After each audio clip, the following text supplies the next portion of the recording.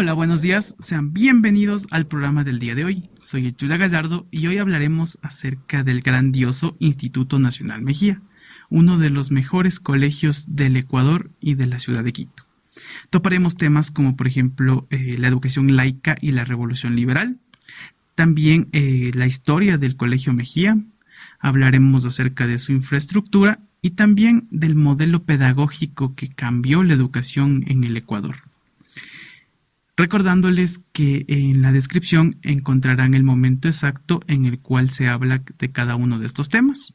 También está activa la opción de subtítulos en idioma inglés, francés e italiano. Les recomiendo suscribirse a este canal si les gusta este tipo de contenido y también dar like a la página del Yuya Gallardo, en el cual subimos contenido extra al tratado en estos videos. Y bueno, mis chuyas, comencemos.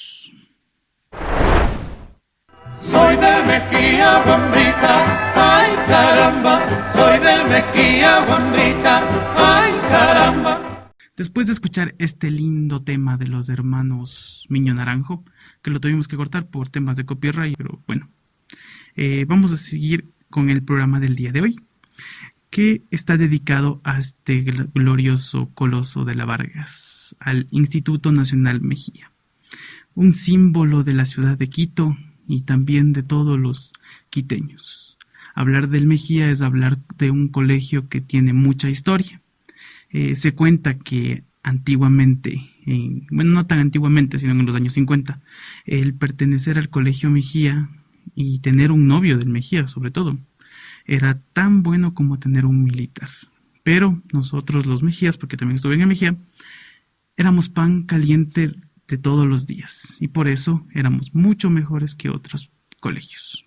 No lo digo yo, lo dice Alejandro Carrión en su relato que se titula ¿Cómo se hace un quiteño? Método tentativo. Pero puede ser verdad.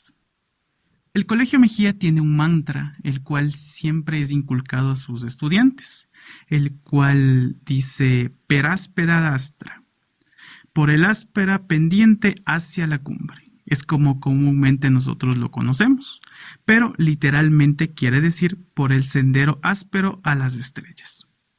Esta frase es una derivación de algo escrito por Séneca el Joven. Este fue un orador romano el cual se caracterizaba por su elocuencia. La frase original dice non est ad astra molisse terris via, que en español quiere decir no hay camino fácil de la tierra a las estrellas. Y esto es algo muy importante que se inculca en este colegio, la perseverancia, el saber que nadie te va a venir a solucionar los problemas, sino tú mismo debes ser la persona que solucione tu vida. Por más difícil que sea, por más obstáculos que encuentres en ese camino hacia la grandeza o hacia lo que tú quieres ser, la única persona que va a poder ayudarte ahí eres tú mismo. Y eso, como ya lo dije, es algo que se inculca aquí en el Colegio Mejía. Pasando a otro tema, al que tiene que ver con la revolución liberal y el laicismo, este laicismo que fue impuesto por Eloy Alfaro, comienza el 5 de junio de 1895, en el cual ya triunfa Eloy Alfaro y se impone ya en un gobierno.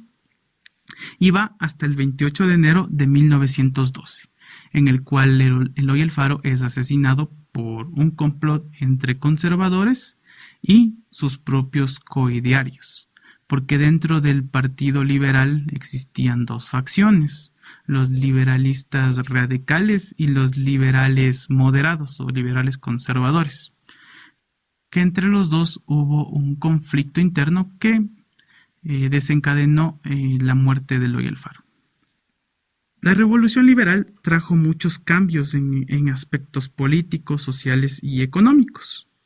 En el aspecto económico tuvo una apertura, es decir, el Estado ecuatoriano, que antes era un gran feudo, en la época de García Moreno, de Juan José Flores, era una gran hacienda, se convierte en un Estado capitalista industrial, con las primeras exportaciones, principalmente de lo que era el cacao.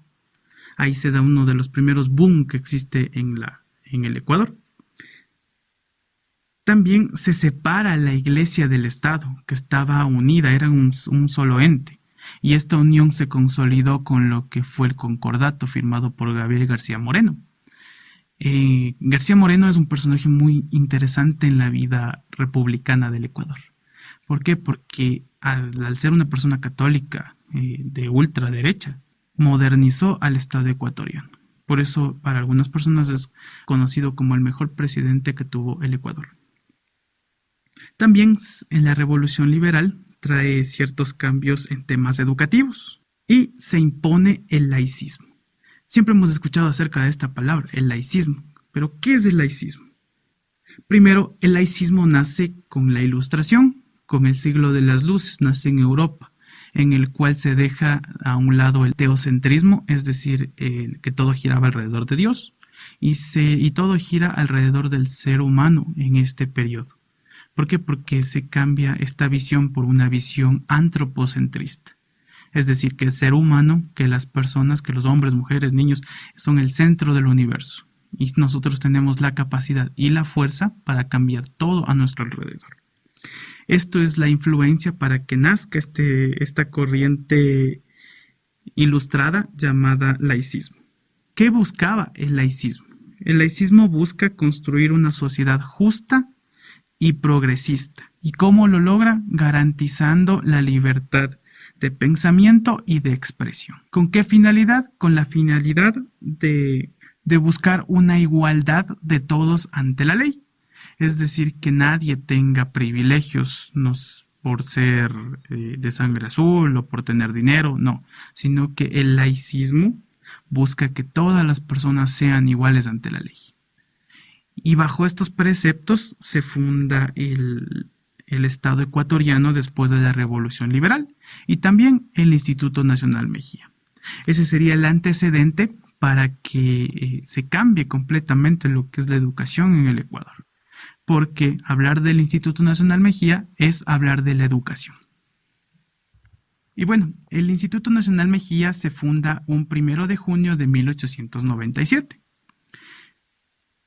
Es la primera institución laica de la ciudad de Quito y la segunda del Ecuador. La primera institución laica del Ecuador es el Colegio Nacional Bolívar, en Tulcán. El Colegio Mejía se crea bajo un decreto de la Asamblea Nacional. ¿Para qué se dicta este decreto? Para que la educación, que era estrictamente religiosa, pase a ser una educación laica y progresista. En un inicio se piensa en que el Colegio Mejía tiene que ser un colegio normal. Los colegios normales se especializaban en formar profesores, pero esta idea no se lleva a cabo. Otra de las tantas ideas que se tenía para la educación en el Colegio Mejía era que englobe también la educación primaria. Es decir, que los estudiantes podían formarse desde la primaria hasta la secundaria, saliendo como profesores normales. Si nos ponemos a pensar, esa idea es muy interesante, ya que para cambiar un estado se tiene que cambiar primero la mentalidad de las personas. Vamos a esa época, como ya les dije, una época en donde todo el mundo iba a la iglesia, donde todas las personas tenían que, cuando pasaban por la iglesia, santiguarse.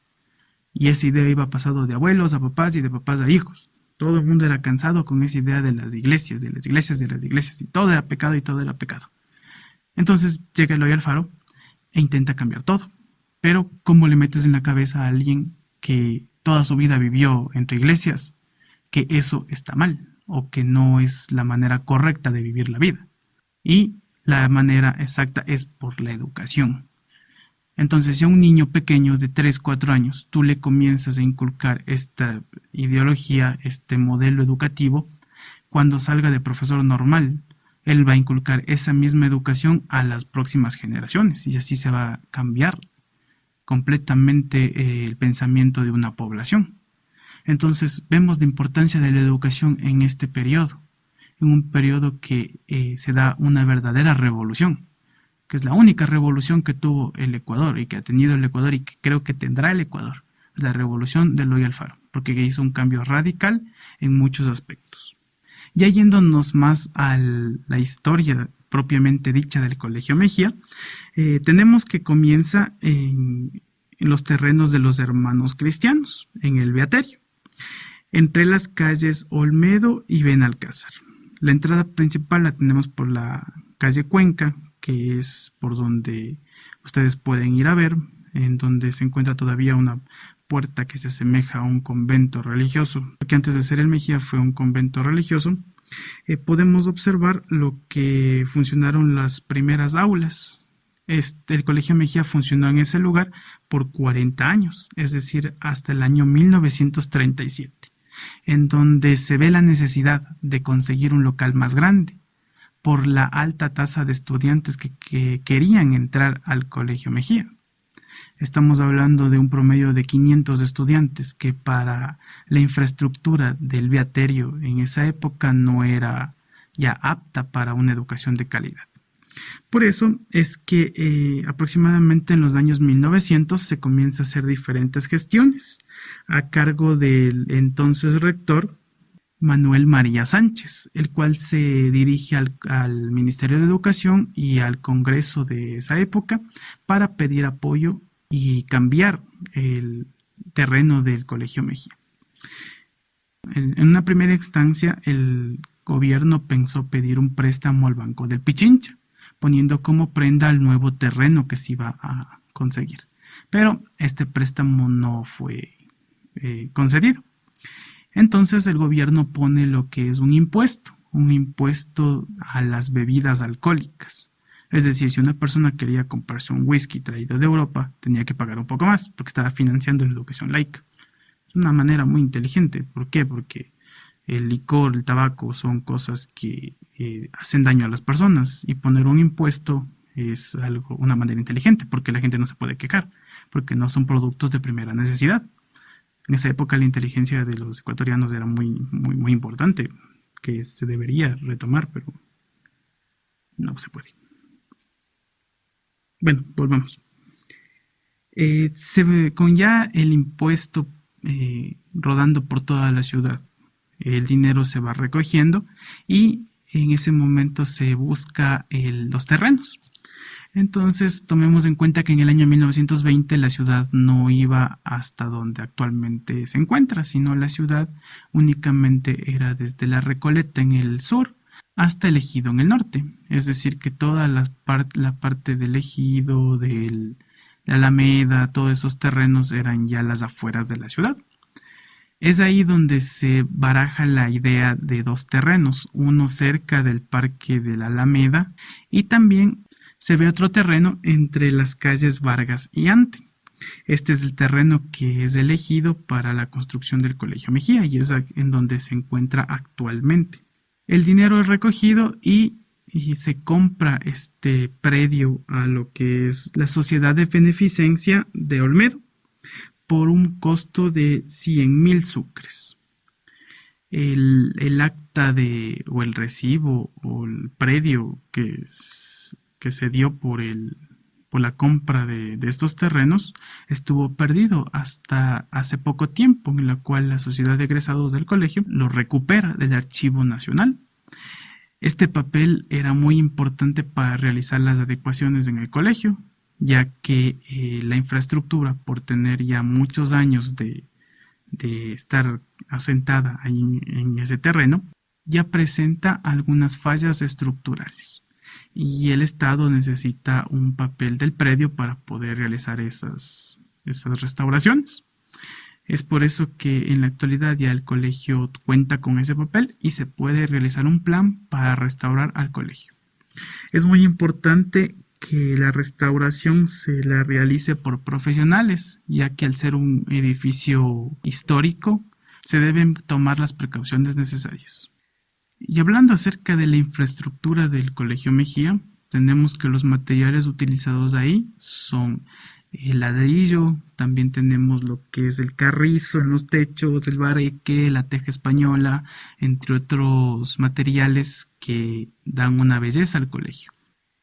Como ya dijimos, el Colegio Mejía tuvo su primer edificio en la calle Olmedo y Benalcázar, la cual era una casa colonial, la cual no tenía muchos espacios, sino eran galerías con un patio central. Ya la nueva estructura del Colegio Mejía, es decir, la segunda que se encuentra en la calle Vargas, tiene un estilo neoclásico y fue construido por el arquitecto europeo William Spark y el señor Pedro Aulestia Sá, el cual era ministro de Educación en esa época. En el tiempo en el cual fue construido el Colegio Mejía, algunas personas decían que no tenía nada de original. Se decía que era una copia de los edificios europeos.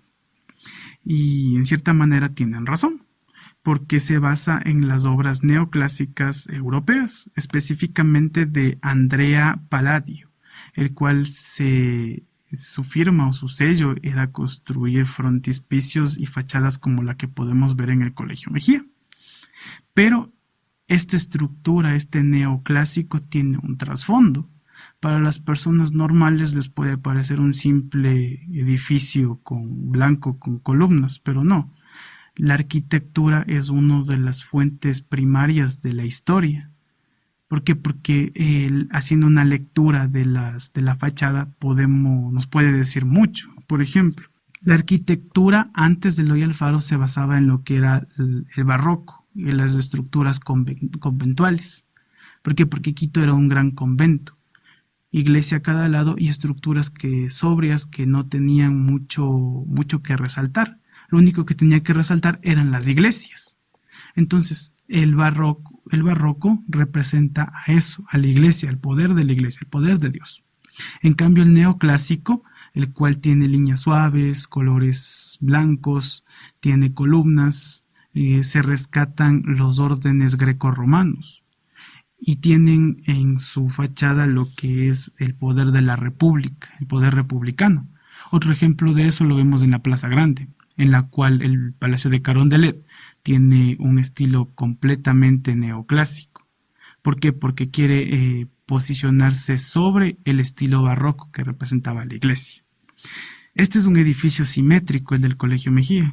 Si nosotros nos ponemos enfrente del colegio, vamos a observar que la misma distribución de ventanas y de puertas se encuentra en el lado derecho, tanto como en el lado izquierdo.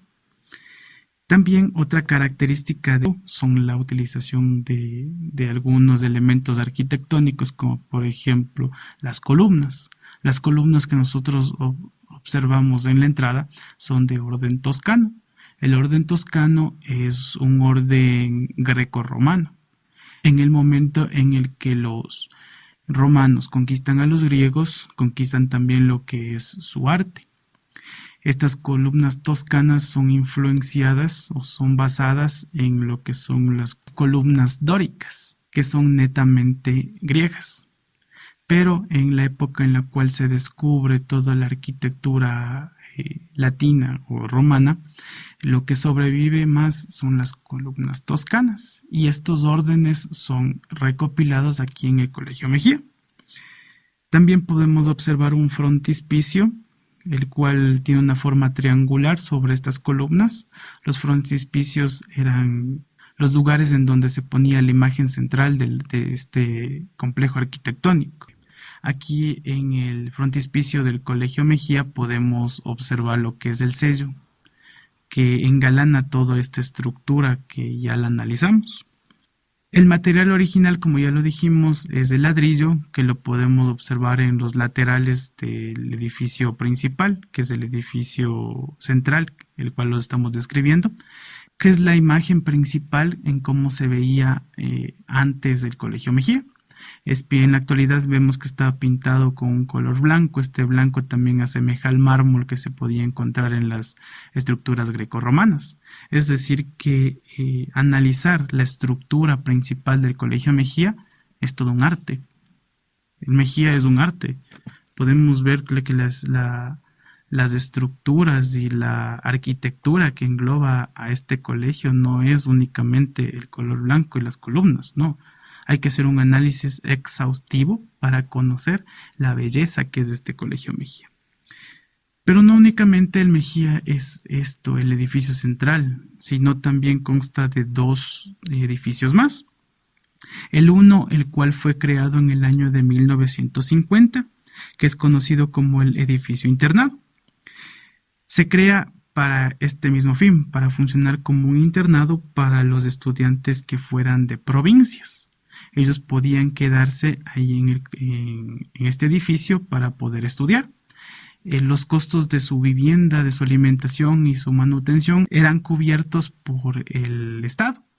Pero la idea de este internado no vio la luz por la falta de presupuesto del Estado. Ya interiormente de este edificio podemos observar grandes pasillos con habitaciones a los lados. En cada piso vemos baños muy grandes que también podían albergar lo que eran duchas. También en la parte baja de lo que era el edificio internado vemos grandes salones que en la actualidad funcionan como aulas o como laboratorios de física o química. Pero en la época, como les decía, que fue creado, tuvo el fin de ser comedores para los estudiantes. Otro edificio importante es el conocido como Edificio Sur, el cual fue creado o fue donado por el Estado ecuatoriano en el año 1970. Antes del año 70, fue la Escuela de Telecomunicaciones del Ejército. Es adjudicada por el presidente Velasco Ibarra al Colegio Mejía, por la alta necesidad de espacios para los estudiantes. Ya la demanda en los años 70 era muy grande. Todo el mundo quería estar en el Colegio Mejía. Y también otra de las características era de que las personas tenían que graduarse en el Mejía, ya sea que hayan estudiado en otro colegio, porque la ley así lo ameritaba. Todas las personas deben sacar su bachillerato, defender su bachillerato en un colegio nacional. Aquí fue en el Colegio Mejía, y en Guayaquil tenemos un ejemplo, el Colegio Vicente Rocafuerte, que fungía en la misma función de dar títulos de bachilleres a los ecuatorianos. El edificio sur tiene un estilo mudéjar, con arreglos del Art Nouveau, estilos que fueron traídos de España y de Europa, en los cuales se puede apreciar las molduras en la techumbre del edificio, las cuales asemejan a lo que es un castillo. También podemos observar un vitral, el cual se encuentra en la entrada a la inspección de la institución, la cual también tiene este dibujo de un castillo. Esto lo vemos como tintes del Art Nouveau, que se plasmaron aquí en el edificio sur del Colegio Mejía. Por último, vamos a hablar acerca del modelo educativo. Como les dije en un inicio, el Colegio Mejía no está separado de lo que era la educación. Es decir, que el laicismo, la revolución liberal y la educación van en un mismo camino. El modelo pedagógico que comienza a tomar el Colegio Mejía en sus inicios y en sus primeros años se basó en 3 puntos principales. Primero, en el herbartianismo, el cual fue planteado por John Frederick Herbart en el año de 1800, en el cual se cambia de la educación tradicional, la educación clásica, por esta. ¿Pero qué nos dice el herbartianismo? Nos dice que las actitudes prácticas y los intereses dependen de las representaciones que cada uno posee y son en él más activas. Procurar que nuevas representaciones que no sean lábiles ni efímeras significa influir sobre las disposiciones y sobre los intereses. O en otras palabras, instruir significa educar. Siempre los profesores o los pedagogos complicando las cosas. En palabras simples, ¿qué nos dice el herbartianismo? Que el estudiante aprende lo que le interesa, sencillamente así. Es decir, que nosotros aprendemos lo que nos gusta. Un conocimiento base genera otro conocimiento y todo tiene que estar basado en los intereses propios. Se nos puede presentar mucha información que a lo largo de la vida se nos va a olvidar, pero el interés siempre va a estar ahí. Otro punto importante en que se basa la educación laica es en la pedagogía pragmática de John Dewey.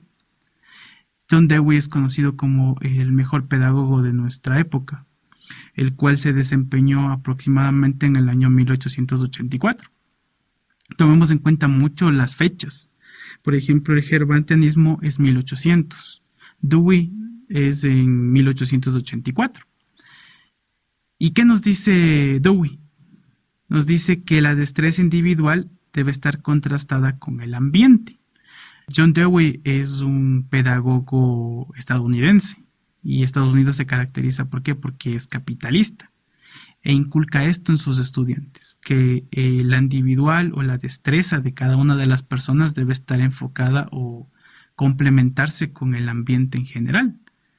Ahora vemos que también esta educación se basa en fortalecer el modelo capitalista que tenía Eloy Alfaro y transformándole, como les decimos, de esta gran hacienda que era el Ecuador a un estado industrial. Y comenzando por esto, por la educación. Por eso es muy importante la educación, porque con la educación puedes cambiar todo. Puedes quitarle la diversión a las personas, puedes quitarles la salud, puedes quitarles todo, pero si le quitas la educación a una persona, vas a poder controlarle para toda tu vida. Es por eso que es muy importante estos temas de educación. Otra influencia que tenía esta educación laica se basó en lo que era María Montessori.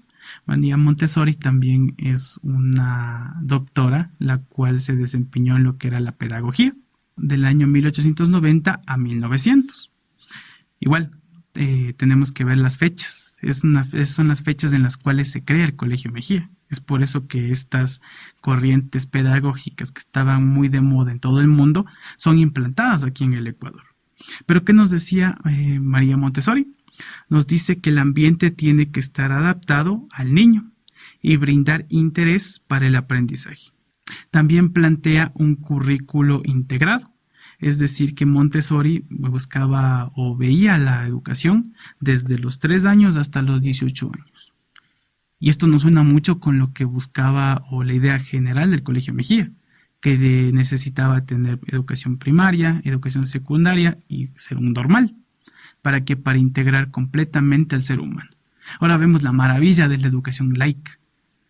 ¿Por qué? Porque buscaba formar al ser humano desde sus inicios, desde cuando era pequeño, y formarlo de manera educativa para que él pueda seguir con este proceso de la educación.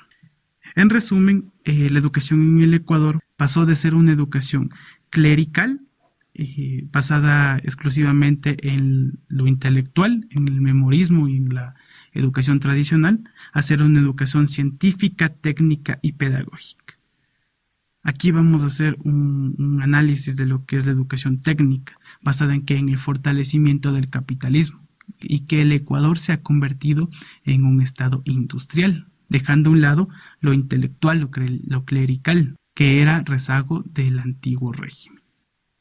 Podríamos seguir hablando acerca del Colegio Mejía, hablando acerca de su banda de guerra, de sus egresados notables, de todas las hazañas que ha hecho el Colegio Mejía alrededor de su vida institucional, pero el tiempo es muy corto, así que eso lo tendríamos que tratar en algún otro programa.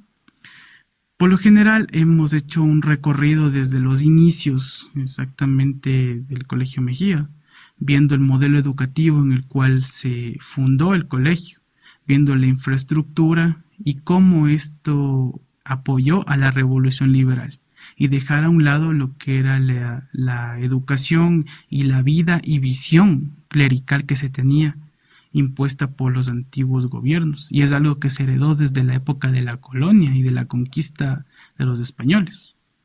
Entonces, como vemos, Eloy Alfaro fue uno de los grandes personajes de la historia del Ecuador. ¿Por qué? Porque cambió absolutamente todo. Cambió la base económica, ¿para qué? Para que veamos los frutos muchos años después. Y para que nosotros en la actualidad dejemos a un lado lo que es ese dogmatismo y vayamos por un camino más racional. Y bueno, hasta aquí el programa del día de hoy. Espero que hayan aprendido un poco más acerca del Colegio Mejía y la educación laica.